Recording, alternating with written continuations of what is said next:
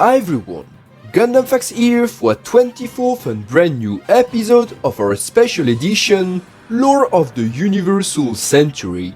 Today we're going to the Grips era in an attempt to answer a particular question, which is...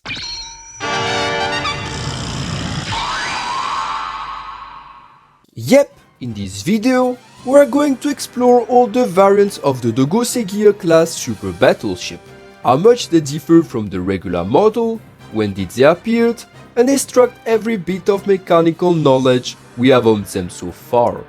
But let's start by the beginning. What is exactly the Dogosse Giar-class? A flag-based super battleship developed by the Titans, the Dogosse Giar was a one-of-a-kind vessel, serving as the spearhead of the Titans fleet during the Grips War. Introduced in late UC-87, the Dogosse Giar was actually manufactured inside the Grips Titan base and was the spawn of a particular project named the Super Battleship Project, which aimed to replicate the concept of Zeon supercarrier, the Dogosse class, while bastardizing it with the Federal Magellan line. With a length of 400 meters, the Dogosse Giar was a gigantesque design, bigger than both the Alexandria and Argama class, and enabling this massive vessel to serve as the titular commander ship of the Titans' combined forces. Thanks to its Magellan lineage, the Dogosse Giar firepower was second to none, being able to deliver hellish beam barrage thanks to its multiple types of turrets, including two main large twin-barrel megaparticle cannons mounted in the middle section, 14 twin-barrel gun turrets disseminated all over the hull, and 4 single-barrel gun turrets protecting the weak spots. Aside this, the Dogosse Giar mounted on its underside 3 long-range megaparticle cannons, enabling the large warship to be able to almost snipe enemy formations from an absurd range. As bonus punching power, the Dogosse Giar could fire impressive missile barrages provided by its pair of 6 tubed missile launchers, which were powerful enough to wipe out an enemy fleet.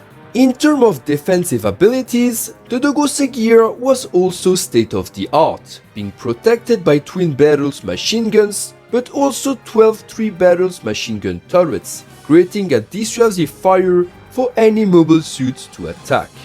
Nonetheless, this intimidating display hid a design weakness, which was that any mobile suit who would manage to sneak past the defenses and stand in front of the bridge would be placed in a blank spot of the ship defenses. This was exploited by Reco Alone under Pallas Athene, who used their anti-ship mobile suit to destroy the structural points before standing safely in front of the bridge before gunning it down. Despite this, the Dogosse Giar was still a fearsome vessel, and its design took into account the lessons learned by the Magellan line across the years. Unlike its predecessors, the Dogosse Giar was designed not just as a super battleship, but also a super carrier, mounting 2 primary hangars connected to a full launch catapult system, 2 secondary side hangars connected to 8 shorter launch catapults, and a rear emergency hangar connected to a recovery deck with 2 short launching ramps.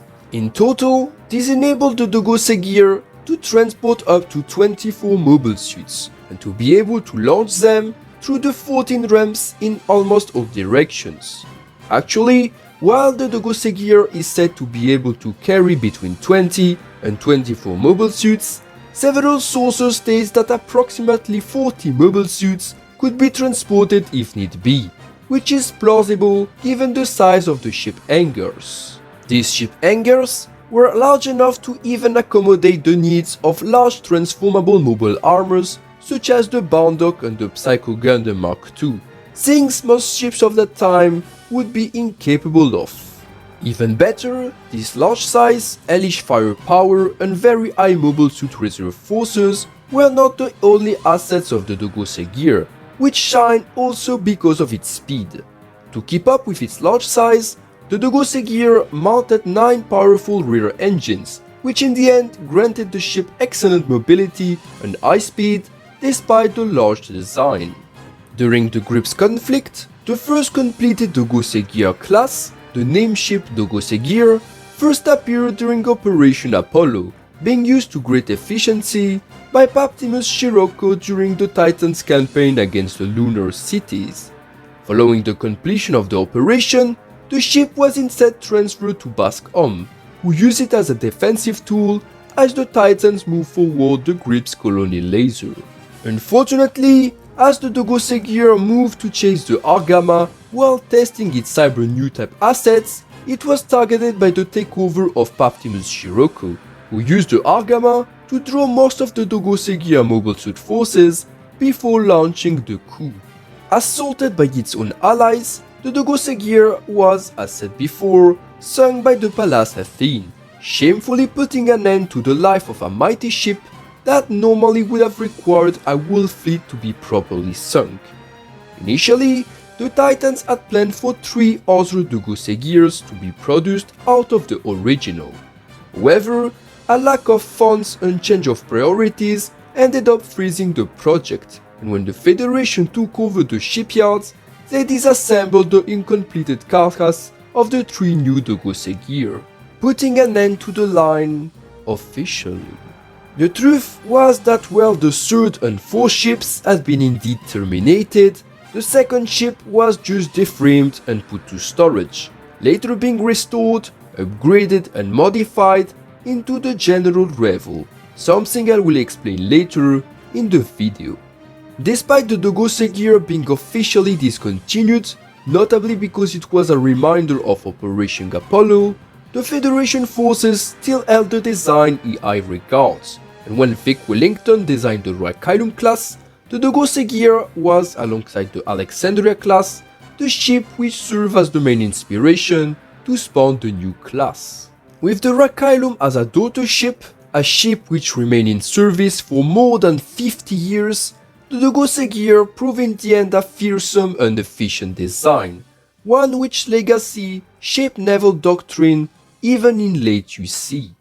But that's enough setting for today, let's get to our ships. As always, before the variants, it's better to start with the predecessor. Despite what we said before, the Dogosse Giar is not exactly the love child between the Dolos class and the Magellan class, but rather of the Dolos and of a Magellan related ship from which the Dogosse Giar follow most of its baselines. I thus introduce you to said ship, the Birmingham-class, a vessel first featured in the OVA Stardust Memory. Back in the early UC 80s, the Federation fleet lay in ruin, mauled and diminished after the conclusion of the bloody One-Year War. In an effort to restore the Federation image and military might, the Federation top brass decided to rebuild this fleet, but ended up encountering a particular problem. On one side, a group of thought named the New School had emerged and demanded that, since mobile suits had been the key weapons of the war, the new fleet to be built around supporting them and carrying them.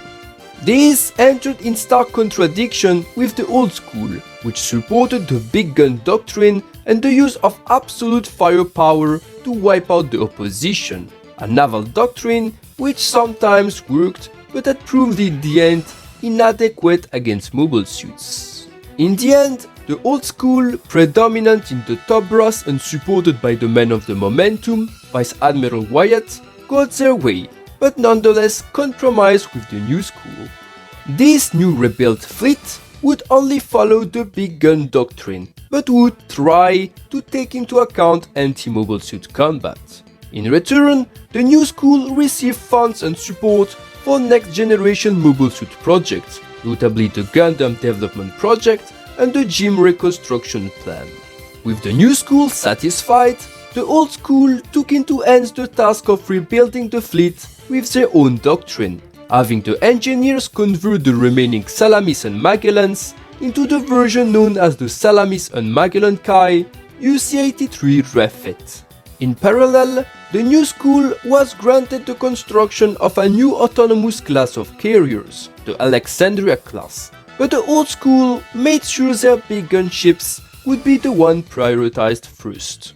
Aside the new Salamis and Magellans, The engineers were also tasked with the construction of a new vessel to direct the new big gun fleet, the Birmingham-class. A prototype flagship battlecruiser, the Birmingham-class was a next-generation vessel, following the big gun doctrine but bringing its key baselines to much higher levels. Like its genitor ship, the Magellan-Kai UC-83 refit, the Birmingham main asset was its absurdly high firepower, mounting 5 twin-barrel megaparticle cannons with a power rating of 15 megawatts, higher than the 10 megawatts cannons of the original Magellan. These cannons were known to have been manufactured by Vic Wellington, the designer of the original Magellan, despite the fact that the Birmingham was assembled independently by the Federation forces at Luna 2. Aside these cannons, the key armament of the Birmingham was its ship-killer ventral cannon, a single-barrel 20 MW rated megaparticle gun, which was capable of sinking a Guazin-class with a single hit.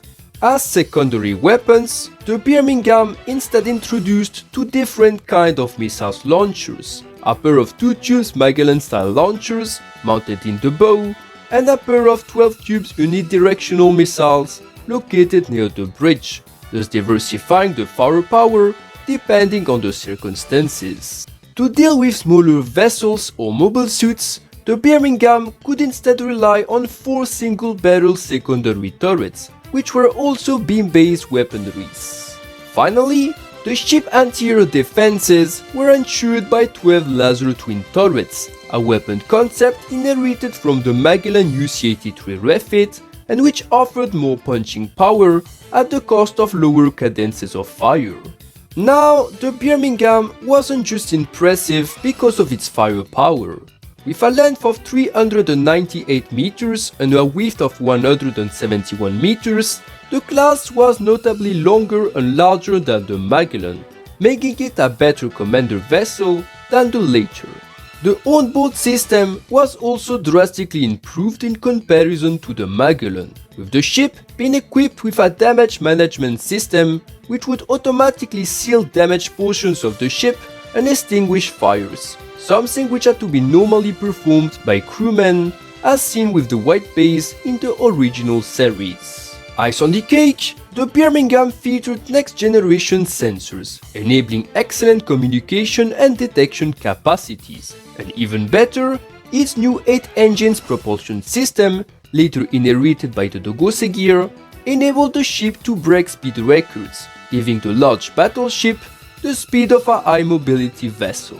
With all these assets, the Birmingham was expected to be the crown jewel of the rebuilt fleet, being able to achieve complete space dominance despite the fact it lacked any kind of mobile suit hangars or mobile suit support devices. Name-wise, the reason why the class was named USS Birmingham is not exactly clear, with some sources stating it was Admiral Wyatt's decision and that it was named after the Birmingham base, the headquarters of the Earth Federation ground forces during the 1-year war. Supposedly, this caused friction since the Birmingham base was unrelated to the Space Forces and that it was Luna 2 which had assembled the ship, but it was nonetheless adopted. In late UC-82, the first Birmingham-class, the name ship, was completed, and soon, construction of a second vessel began. During the events of Stardust Memory, the Birmingham concluded its maiden voyage before taking command of the rebuilt fleet and serving as the flagship for the UC-83 Naval Review. There, tragedy struck the Birmingham, with neither it nor its surrounding ships being able to stop the stolen GP-02 from entering the Solomon Sea. Then, the stolen Gundam fired its nuclear blast, with the Birmingham serving as the central target. Berthed in the epicenter of the nuclear explosion, the mighty vessel was sunk, alongside pretty much 2/3 of the rebuilt fleet.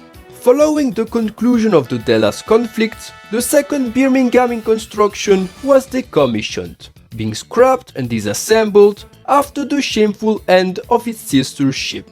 Nonetheless, the concept of the Birmingham was not abandoned, and after the Federation engineers realized such a mighty vessel needed to have its own mobile suit reserve forces, they drew new plans for a super battleship supercarrier hybrid based on the Birmingham. This directly led to the Dogosse Giar development, with the super battleship project we mentioned before, reusing the skeleton of the disassembled second Birmingham as a starting scarecrow to create the new ship. In this, the Birmingham eventually rose as a phoenix, under new colors and a new name, the Dogosse Giar. In the third part of the Thunderbolt manga, an in-between vessel between Birmingham and Dogosse Giar appears as a mass-produced ship, resembling the Birmingham, but with 2 additional hangars, 4 mobile suit catapults, and a ball transport storage on the front bow. In addition, each of these ships are able to transport externally up to 48 mobile suits, like in the old Magellan fashion. Nonetheless, this doesn't spare these mass-produced alternative Birminghams, which suffer heavy casualties against the Southeast Alliance. But if we really have to dive into Thunderbolt, let's close this parenthesis and go to the next ship. The Thunderbolt manga, an amazing piece of contendrum and alternative retelling protected by the sweet label of Alternative UC. And what if I told you there was a Thunderbolt ship which managed to be the alternative version of the Albion, of the Dogosse Giar, of the Birmingham, and slightly of the Revil at the same time? Well, meet the Ticonderoga, one of the newest additions of the Part 3 of the Thunderbolt manga.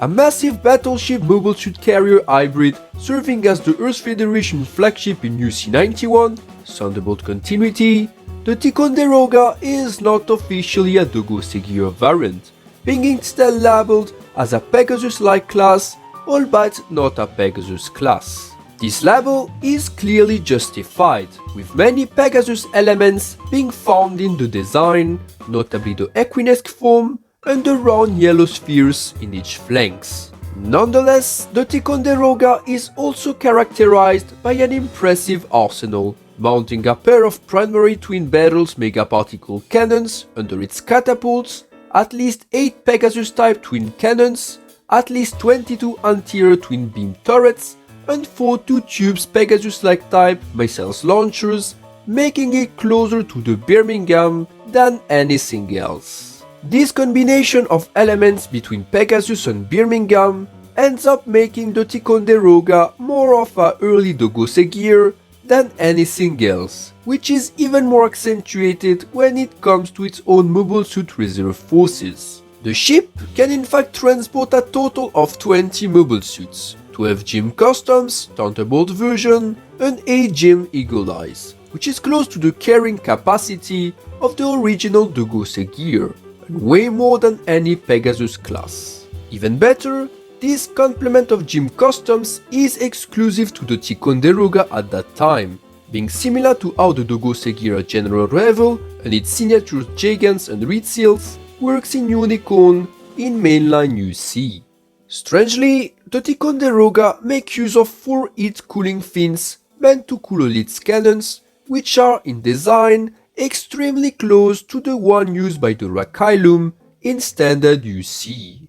Now about the ship deploying history.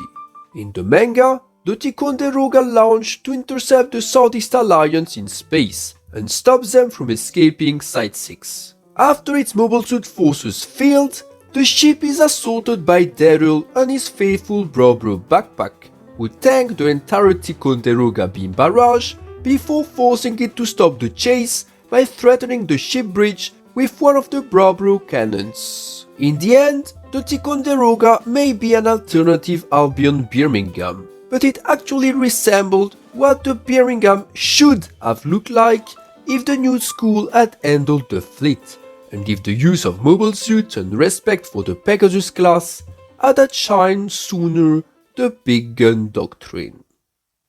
Time to go back to the mainline UC, to present the ship you all were waiting for, the Dogosse Giar, second of its name, the General Revil. As said earlier in the video, the Dogosse Giar production had been struck down, with the 3 additional ships never exiting the production lines, thanks to the Federation forces. Nonetheless, the second of these ships was not disassembled and was put to storage, remaining in the warehouse for almost a decade. At the end of the Grips conflict, the political party of the hardliners, supporter of the Titans, had been greatly diminished, which had enabled the reformists supporting the Ayug to rise. With the Ayug smashed at the end of the First Neo-Zeon War, the wait-and-see party had rose to power until the mid-UC-90s. After the Second Neo-Zeon War, the security measures had enabled the hardliner party to rise again and restart some Titans-related development projects, notably the Chimera project, which spawned the Bylon Custom or the reconstruction of the Grips 2 Colony Laser.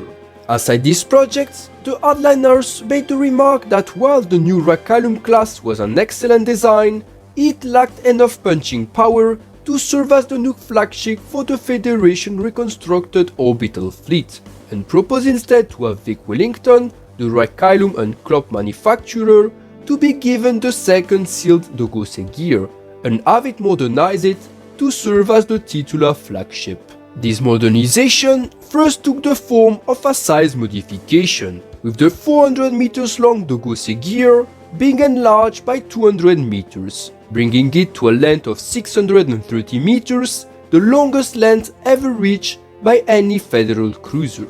Secondly, the new Dogosse Giar saw all of its armaments being renewed, changed or modified so as to keep it relevant in modern combat. The 3 long-range megaparticle cannons mounted on the ventral hull were replaced by a miniaturized version which retained the same range and output while having much shorter barrels. The middle section single barrel beam turrets, judged effective enough, were retained, but those mounted on the secondary hangars were dismounted and replaced by other armaments. In a similar fashion, the main twin-barrel megaparticle cannons were also discarded and replaced by a blockish section which could mount more weapons. At their place, the new Dogosse Giar mounted a total of 10 standard twin-barrel megaparticle cannons, with 2 of them replacing the rear single-barrel cannons of the original design, 4 being placed where the original twin cannons stood, and 4 being mounted on top of each of the primary mobile suit hangars. These twin cannons were a standard model from Vic Wellington and were notably shared with the Klopp, the Revil, but also the Nile Argama Londo Bell version. For its anterior defenses, the new Dogosse Giar replaced all the twin-barrel machine guns by 3 turret versions, while the 3-barrel turrets of the original design were eventually kept. While the total number of turrets is still unclear, it seems that the combined numbers of different kinds of turrets is of 42 turrets, which would mean 10 turrets were added to the original design. Because the original Dogosse Giar had been sunk because of its design flaw, protection of the bridge became a priority, and the turret placement was adapted so as to reduce as much as possible the blank spot the original ship had. In terms of missiles launching capacity, Vic Wellington replaced the Magellan-style 6-tube missiles launchers by 4 tubes version, but also added a diagonal launching system which used 12 missiles elevators rather than launch tubes, which enabled the ship to launch missiles from all over the hull. These missiles could also be replaced by beam diffusion missiles, which would deploy a beam dispersal screen, reflecting enemy beams attacks and forcing them to switch to less effective projectile weapons. Now, the most notable upgrade of the new Dogosse Giar came in the form of its modernized mobile suit carrying and deploying capacity. The original primary hangars were all kept and internally enlarged, enabling the warship to transport more mobile suits. In parallel to these primary hangars, 2 additional hangars were added, each connected to 2 launch catapults. This meant that the new ship could rely on 7 hangars instead of 5, and 18 launch catapults instead of just 14. This improved transport storage enabled the rebuilt Dogosse Gear to transport 48 mobile suits in all circumstances, but at max capacity, some sources believe that up to 80 machines could crew the ship. As for its mobile suit forces, the new Dogosse Gear received a complement of signature machines, the Gigant A2 type and the Revil Commander type GR version, increasing the Dogosse Gear battle capacity exponentially. The result was an impressive upgrade of the already terrifying Dogosse Gear, and a ship with absurdly high firepower and large mobile suit reserve forces, which made the new creation more of a mobile fortress than a standard battleship. Nonetheless, the creation of this ship wasn't widely appreciated in the Federation forces, and many objections were made because of the class association with the Titans. While the debate was eventually closed, it was decided to name the ship General Revil, after the one-year war general who was once a prominent member of the reformist faction, as a way to redeem the class officially. Now renamed, the General Revil entered service in UC-95, and while it lacked initially its complement of Gigant A2s and Revils, the ship served temporarily as the mothership of the Unicorn Banshee, becoming involved in the Echelon incident where the Unicorn Phoenix went rogue and escaped. 1 year later, in UC-96, the General Revil was tasked to run tests in the Luna 2 airspace, crewing for the first time its new mobile suits, and was supposed to partake in a ceremony following the conclusion of the exercise.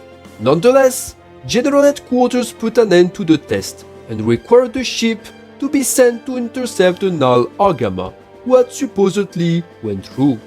Upon detecting the Nal Argama trailing the Garantiers, the General Revil captain, Maseki Dambaev, became even more confused and ordered the ship to fire suppressive fire in an attempt to force the Nal Argama to surrender, which meant the first time we saw the General Revil fire, it was actually a purposefully missed shot.